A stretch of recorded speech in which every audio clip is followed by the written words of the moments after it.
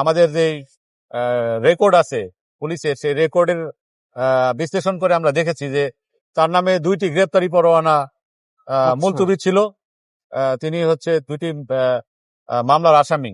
তাকে আমরা আটক করে আমরা বিজ্ঞ স্পেশাল মেট্রোপলিটন ম্যাজিস্ট্রেটের কাছে আমরা নিয়ে গিয়েছি। সামারি ট্রায়াল সেটি সম্পূর্ণ করে তাকে 1 মাসের কারাদণ্ড প্রদান করেছেন। ট্রাফিকের যখন সবুজ বাতি অফ হয়ে যাওয়ার পরে লাল বাতি জ্বলে উঠেছে, সে সময় একজন সিএনজি চালক উনি সিগন্যাল ভায়োলেট করে চলে যাওয়ার পথে উনি ওনাকে আটকানোর চেষ্টা করেন। তো সামহাও ওনার হাতটা ওই সিএনজির যেই নেট থাকে সেখানে বেঁধে যায় এবং উনি সিএনজি থেকে আলাদা করতে পারছিলেন না নিজেকে। সেই সময় সিএনজি চালক ওনাকে থামার জন্য বারবার আমার কনস্টেবল অনুরোধ করলেও উনি থামেননি, বরং উনি ওনার সিএনজিতে আরো বেশি জোরে গতি দিয়ে উনি যাওয়ার চেষ্টা করেন। সিএনজিতে যারা যাত্রী ছিলেন তারাও ওই সিএনজি চালককে বারবার অনুরোধ করেছেন যে এই আমার যে পুলিশ সদস্য উনি তো মারা যাবেন, উনি তো অনেক মারাত্মক ক্ষতির সম্মুখীন হবেন, আপনি গাড়ি দাঁড় করান। তারপরেও তাদের কথাও ওই সিএনজি চালক শুনেননি, বরং উনি তাকে প্রায় 200 মিটারের মতো জায়গা রাস্তা উনি টেনে নিয়ে গিয়েছে। তারপরে হঠাৎ একটা কার ওখানে আসে।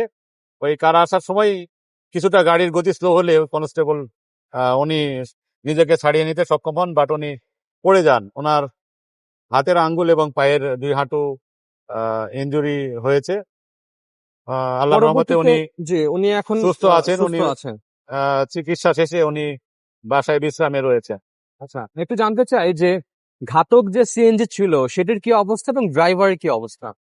এই সিএনজিতে যিনি যাত্রী ছিলেন যারা, তাদের প্রতি আমি কৃতজ্ঞতা জানাই যে ওনারা কিন্তু ওই ড্রাইভারকে বলেছেন যে আপনার গাড়িতে আমরা যাব না, আপনি আমাদের নামিয়ে দেন। তো নামার পরে ওনারা আমাদেরকে ওই গাড়ির পার্টিকুলার ট্রাফিক অ্যালার্ট গ্রুপে উনি দিয়েছিলেন। হ্যাঁ, এটি আমাদের দৃষ্টিগোচর হয়েছে এবং ওনাদেরকে আমরা আমাদের তরফ থেকে কৃতজ্ঞতা জানাই। ওনার তথ্যের ভিত্তিতে এই গাড়িটি আইডেন্টিফাই করে এই গাড়ির মালিককে আমরা আইডেন্টিফাই করেছি এবং পরবর্তীতে মালিককে আমরা নিয়ে এসেছি। নিয়ে আসার পরে ওনার কাছ থেকে তথ্য সংগ্রহ করেছি। অ্যাকচুয়ালি ওই ড্রাইভারকে আমরা পরবর্তীতে আইডেন্টিফাই করে আজকে ঠিক বিকেলের সময় আমরা ওই ড্রাইভারকেও আটক করতে সক্ষম হয়েছি। একটু জানতে চাই যে আপনারা যেহেতু ড্রাইভারকে আটক করেছেন এবং তার কাছ থেকে জানতে পেরেছেন যে সে পালালো কেন আসলে? ওই ড্রাইভারকে আমরা নিয়ে আসার পরে তাকে জিজ্ঞাসাবাদ করে তার পরিচয় আমরা জেনেছি এবং আমাদের যে রেকর্ড আছে পুলিশের, সেই রেকর্ডের বিশ্লেষণ করে আমরা দেখেছি যে তার নামে 2টি গ্রেপ্তারি পরোয়ানা মুলতবি ছিল।